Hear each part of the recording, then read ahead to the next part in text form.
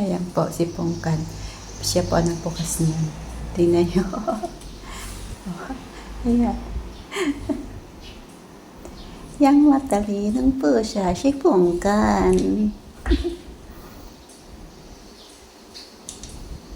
Talagang pipilitin niya yung sarili niya magkasya dyan sa pinto.